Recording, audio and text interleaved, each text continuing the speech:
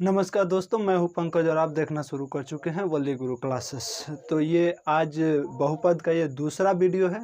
पहले वीडियो में हम लोगों ने बहुपद के प्रकार और उनके शून्यकों में संबंध जो था वो पढ़ चुके हैं।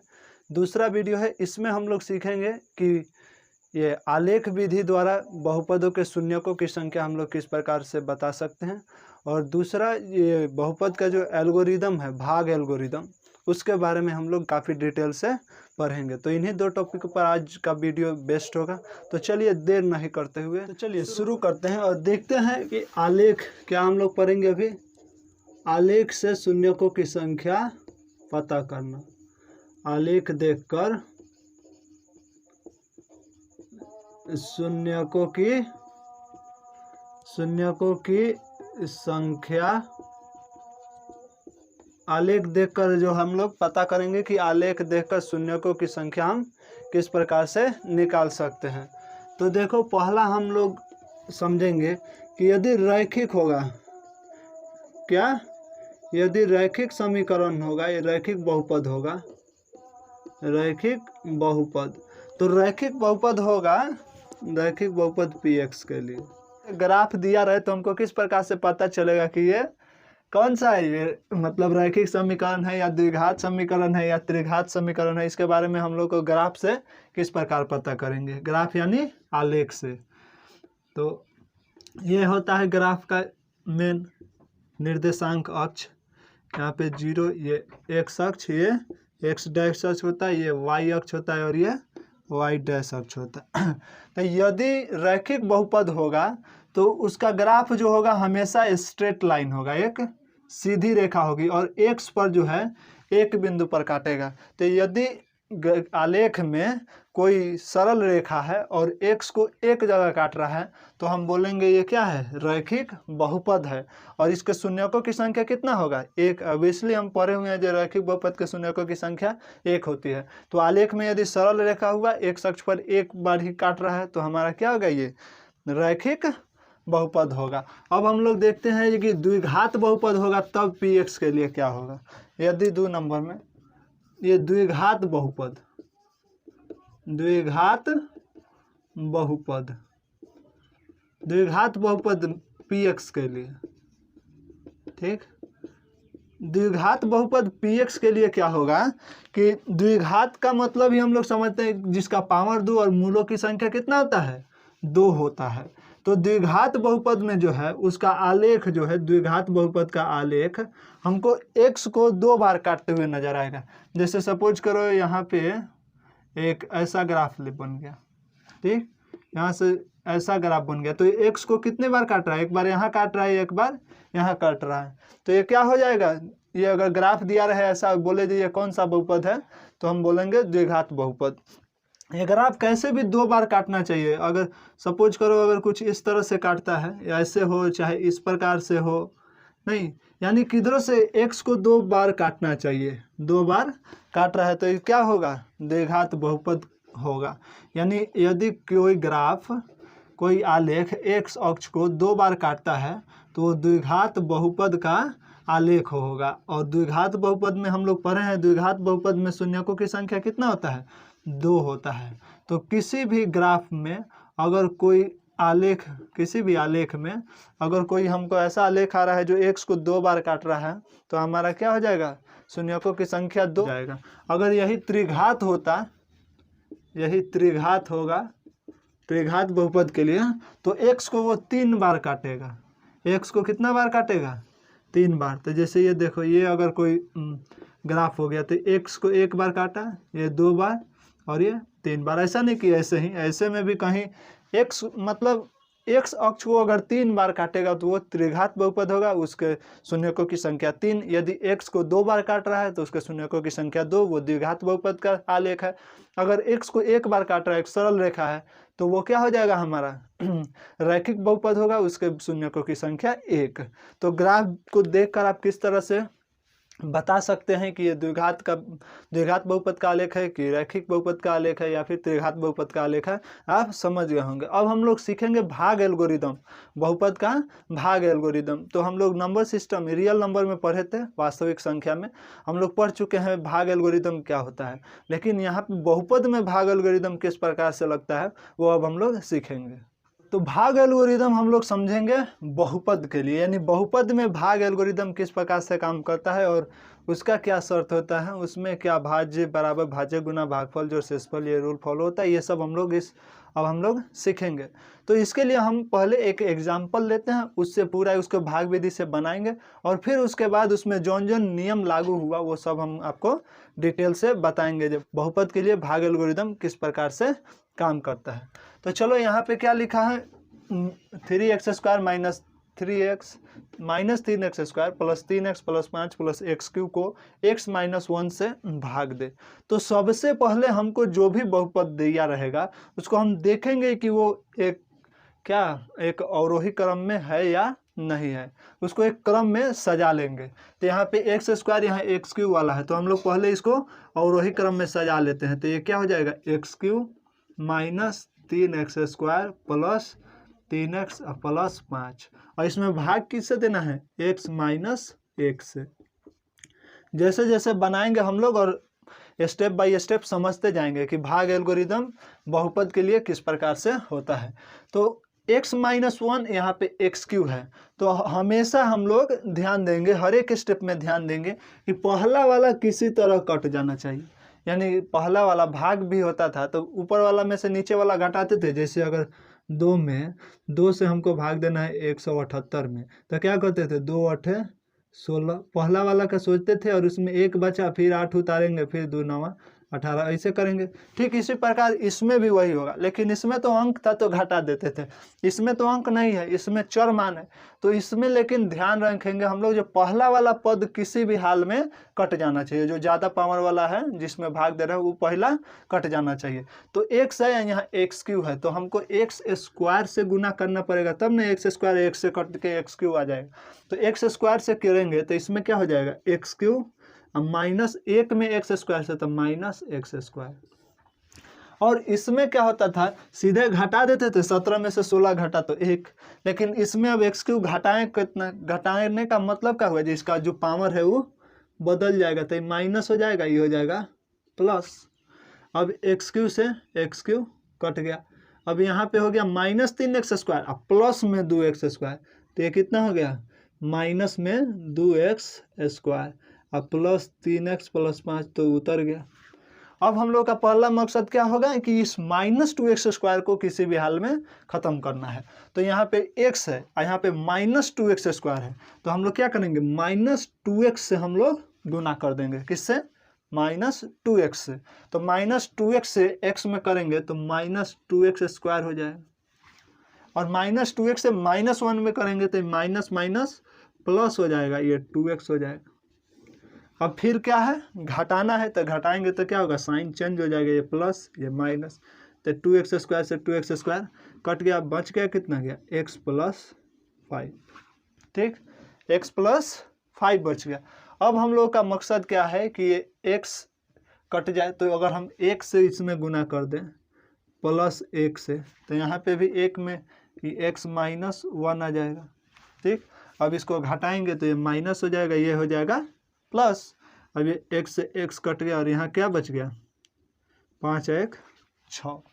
तो उम्मीद करते हैं ये भाग किस तरह देते हैं आप समझ रहे होंगे। तो यहाँ पे शेषफल कितना बच गया, यही ना उसका शेषफल हुआ, तो ये हो गया शेषफल, ये क्या हो गया, भागफल, और ये हो गया भाज्य, और ये हो गया भाजक।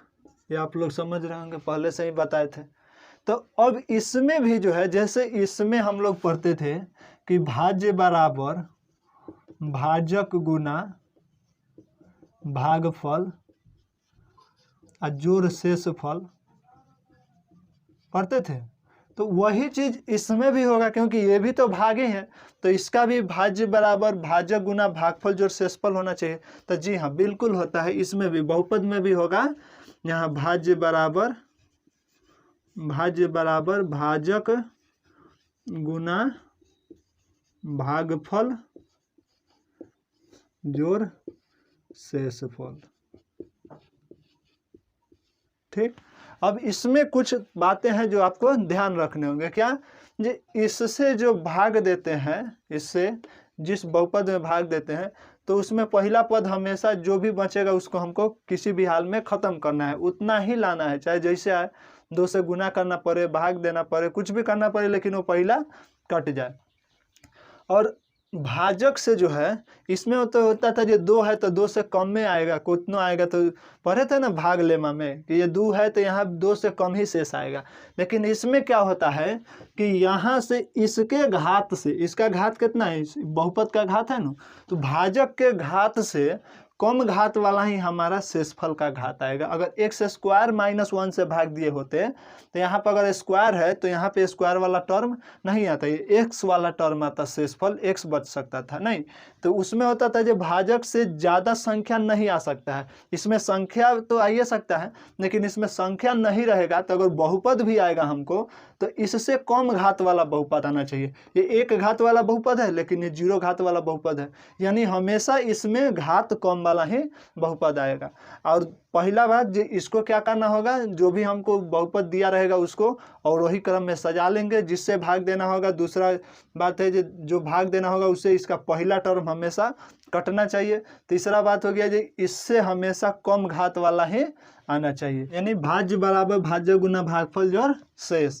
तो यदि हम भाज्य को, इसको हम px मान लें, क्या मान रहे हैं, px, और इसको qx से हम लोग भाग दे रहे हैं, तो हमारा भागफल अगर gx आ गया और हमारा शेषफल rx है, क्या है, rx, बहुपद है ये सब, तो हमारा इसमें भी क्या रूल हो जाएगा, px बराबर हो जाएगा हमारा, px बराबर qx into gx plus rx।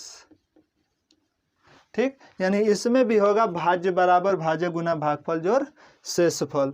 यानी हम लोग समझे कि यदि px को qx से भाग दिया जाए और भागफल gx तथा शेषफल rx हो, तो हमारा px बराबर क्या हो जाएगा, qx into gx plus rx। तो उम्मीद करते हैं कि भागफल से संबंधित, ये बहुपद के भाग एल्गोरिदम से संबंधित जो भी चीज़ थी वो आप अच्छे से समझ गए होंगे। तो अब हम लोग सीखेंगे, यदि बहुपद में 2, 1 या 1 से अधिक शून्यक हमको दिया रहे तो बाकी के शून्यक हम किस प्रकार से निकाल सकते हैं, इसको हम लोग एक एग्जाम्पल से समझते हैं जी, किस प्रकार से निकाल रहे हैं। हर एक सवाल में जब भी अगर 2-3 शून्यक दिया रहे, बाकी का शून्यक निकालना हो तो हम इसी विधि से निकालेंगे। क्या दिया है, x4 + 2x³ - 7x² - 8x + 12 के 2 शून्यक +2 है और एक -2 है, तो बाकी के शून्यक निकाले। तो हम लोग पढ़े हैं कि जितना ज़्यादा घात होता है, यानी जितने बहुपद का जितना घात होता है उतना ही उसके शून्यकों की संख्या होती है। रैखिक में 1, द्विघात में 2 शून्यक होता है, त्रिघात में 3 और 4 घात वाले में 4 शून्यक होगा। तो 2 दिया है, बाकी 2 हमको निकालना है। तो हमको दिया है, शून्यक हमको दिया है कितना कितना है, शून्यक हमको मालूम है 2 और -2 है। अगर 2 और -2 शून्यक है, इसका मतलब x - 2 और x + 2 ये गुणनखंड होगा, गुणनखंड होगा किसका, ये जो बहुपद हमको दिया है x4 + 2x³ - 7x² - 8x + 12 का, ये गुणनखंड होगा ही होगा। यानी ये देखिए x2 और -2 पर रखने पर शून्य आ रहा है, इसका मतलब 0 आ जा रहा है। तो एक बार x बराबर 2 रखेंगे तो x - 2 बराबर 0 नहीं आएगा, तो एक बार x - 2 आएगा, एक बार x + 2 आएगा, माइनस वाला के रखेंगे तो x + 2 आ जाएगा। तो इस तरह से 2 और -2 अगर दिया है तो हम समझ गए जो x - 2 और एक बार x + 2 ये दोनों क्या है, गुणनखंड होगा।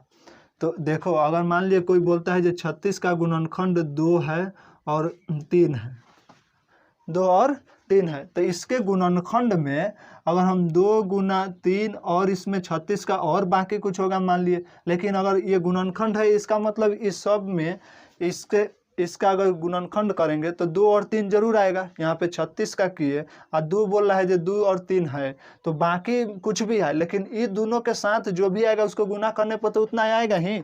तो यही चीज़ यहाँ पे है, जो अगर x - 2 और x + 2 इसका गुणनखंड है, इसका मतलब इसका अगर गुणनखंड करेंगे तोड़ेंगे तो x - 2 और x प्लस आएगा ही। तो हम लोग पहले से x + 2 और x - 2 दे दिया है, तो अब इसको हम क्या करेंगे, यानी x + a + b into a - b क्या हो जाएगा, a² - b², तो 2 का स्क्वायर 4। यदि ये गुणनखंड इस बहुपद का है तो इससे इस गुणनखंड में अगर भाग दें, इस बहुपद में भाग दे तो हमारा शेष माने कट जाना चाहिए, पूरा शेष 0 आना चाहिए। नहीं, सपोज करो मान लीजिए 96 है और 96 का हमको 2 गुणनखंड मालूम है कि अगर 4 है और 3 है, इसका 2 गुणनखंड है। तो यहाँ पे 4 × 12 से इसको अगर हम भाग दे तो ये पूरा पूरी कट जाना चाहिए, 12 × 96 कटेगा, तभी ना कहेंगे जो ये 4 और 3 इसका गुणनखंड है। तो उसी प्रकार से हम लोगों ने देखा कि x² - 4 x4 + 2x³ - 7x² - 8x + 12 का गुणनखंड है। तो अगर इससे हम इसमें भाग दे x4 + 2x³ - 7x² - 8x + 12 में, तो ये पूरा पूरी विभाज्य हो जाएगा। अब x² x4 लाना है, अभी तुरंत थोड़ी देर पहले हम भाग देना सिखाए थे, तो x² से x4 लाना होगा, तो हमको क्या करना होगा, x² से गुना किए तो x4 - 4x² आ गया, ये माइनस ये प्लस, x4 से x4 कट गया। अब यहाँ x³ है 2x³ अब प्लस में 4x² है, अब माइनस में 7x², तो हमको कितना बच गया, माइनस में 3x², माइनस में कितना बच गया 3x² अब -8x अब + 12। अब हमारा पहला मकसद क्या होना चाहिए, ये जो सबसे ज़्यादा घात वाला है वो किसी तरह कट जाए। तो यहाँ x² है, यहाँ 2x³ है, तो हम किससे गुना करें कि 2x³ आ जाए, तो हम यहाँ पे करेंगे 2x से, कि 2x से x² में करेंगे तो आ जाएगा 2x³। फिर 2x से -4 में करेंगे तो हमारा क्या आ जाएगा, -2 × 8x। ठीक, अब इसमें क्या होगा, घटाएंगे यानी साइन बदल जाएगा, ये माइनस हो गया, ये प्लस हो गया। अब 2x³ से 2x³ कट गया, यहाँ बच क्या गया हमारा, माइनस में बच गया 3x² और ये प्लस में 8x, इधर माइनस में 8x, ये क्या हो गया, कट गया, और बच गया इधर क्या हमको +12। ठीक, इतना तक समझ गए। इसके आगे अब क्या, हमको माइनस में 3x² आना चाहिए पहले, यहाँ x² है तो हम क्या करेंगे, -3 से इसमें गुना कर देंगे, तो -3 से x² में करेंगे तो -3x²। ठीक, और -3 से -4 में तो +12, और घटेगा तो साइन बदल जाएगा, ये प्लस और ये माइनस दोनों कट गया, हमारा शेष क्या बच गया, कुछ भी नहीं बचा। इसका मतलब अब इसको और इसमें दोनों गुना करेंगे तो ये आ जाएगा, भाग एल्गोरिदम से हम लोग पढ़े हैं, जो भाज्य बराबर भाजक गुना भागफल, और जो शेष तो शेष नहीं है कुछ। अब हमको निकालना है कि ये जो 2 गुणनखंड था उससे और गुणनखंड निकालिए। तो अब अगर हम इसका भी गुणनखंड कर दें तो इसका जो भी गुणनखंड आएगा वो भी तो इस पूरा का गुणनखंड ही होगा। सपोज करो यहाँ पे 2 से हम भाग दिए 16 में, तो यहाँ 8 बार आ गया, 2 × 8 = 16, ये शेष बच गया। तो 16 का एक गुणनखंड 2 हुआ और दूसरा 8 है, और 8 को भी अगर हम गुणनखंड कर दे 4 × 2 कर दे तो ये 4 × 2 भी तो इस 16 का गुणनखंड ही होगा। तो उसी तरह अब इसको भी अगर हम गुणनखंड करें तो इसमें जो भी x आएगा वो भी तो उसका मान इसके लिए भी गुणनखंड होगा इसका। तो अब हम लोग क्या करेंगे, इसका गुणनखंड करके और बाकी जो शून्यक है वो हम निकाल लेंगे। अब यहाँ पे क्या करेंगे, इसका गुणनखंड कर देंगे, ये x² -4 इंटू x² + 2x - 3, ये दोनों को गुना करेंगे तो इसके बराबर आ जाएगा। अब यहाँ हम नहीं लिख रहे हैं, आप लिख लीजिएगा। ये दोनों अगर ये इसको भाजक को और भागफल को गुना करेंगे तो भाज्य के बराबर आएगा ही, इसका गुणनखंड ये लिख सकते हैं हम। तो यहाँ पे एक्स स्क्वायर माइनस 4, अब यहाँ पे इसको गुणनखंड करो तो क्या आ जाएगा एक्स स्क्वायर, और इस प्रकार से करना है कि जोड़ने पर 2 आ जाएगा, गुना करने पर -3। तो हम ऐसा लिख सकते हैं माइनस प्लस 3x अब माइनस एक्स, 3 में से 1 गया 2 और 3 इकाई 3, अब -3। अब ये कितना हो गया एक्स स्क्वायर माइनस 4, यह आ गया एक्स यहाँ से कॉमन ले लिए तो ये क्या हो गया एक्स प्लस 3, यहाँ से -1 कॉमन लिए तो एक्स प्लस 3। ठीक, तो अब हम लोग समझ गए कि एक्स स्क्वायर माइनस 4 है ये, और ये क्या है एक्स प्लस 3 है, और एक एक्स माइनस 1 है। तो यहाँ पे जैसे एक्स माइनस 2 आया तो 2 वाला आया, एक्स प्लस 2 है तो यहाँ -2 है। उसी तरह से अब एक्स का और गुणनखंड क्या हो गया, एक्स बराबर यहाँ पे इसका गुणनखंड आया कि नहीं -3 और एक बार 1, तो 2 शून्य दिया था 2 और -2, और इसका भी गुणनखंड किए, ये जो इसका गुणनखंड किए तो आ गया -3 और 1। तो जब इसका ये गुणनखंड है तो इसका भी गुणनखंड होगा, किस तरह से होगा अभी एग्जाम्पल में समझाएं। तो उम्मीद करते हैं कि अगर 2 शून्यक दिया रहे, 1 दिया रहे, अगर द्विघात रहता तो 1 दिया रहता 1 निकालना रहता, चाहे त्रिघात है तो 2 दिया 1 निकालना, मैंने 1 से ज़्यादा दिया रहे और उसमें हमको और बाकी का शून्यक निकालना ना रहे तो हम किस प्रकार से निकाल सकते हैं वो आप अच्छे तरह से समझ गए होंगे। तो आज के वीडियो में इतना ही। अब बहुपद से संबंधित प्रश्न तो आप इसी में समझ जाएंगे, जो भी एक आध तो हम बना ही दिए हैं, तो इस हिसाब से आप अपने किताब के एक्सरसाइज का बनाएंगे। अगर आपको कहीं भी दिक्कत होता है तो कमेंट बॉक्स में ज़रूर बताइएगा। ऐसे पूरा मैं व्हाट्सएप ग्रुप का भी, टेलीग्राम का भी, सबका लिंक वीडियो के डिस्क्रिप्शन बॉक्स में दे दूंगा। तो चलिए आज के लिए इतना ही, तब तक वीडियो अगर अच्छा लगा है तो वीडियो को लाइक कीजिए, अपने दोस्तों में शेयर कीजिए, और हाँ चैनल पर नए हैं तो चैनल को सब्सक्राइब कर लीजिए। तो फिर मिलते हैं अगले वीडियो में, तब तक खुश रहिए, खुशियाँ बांट।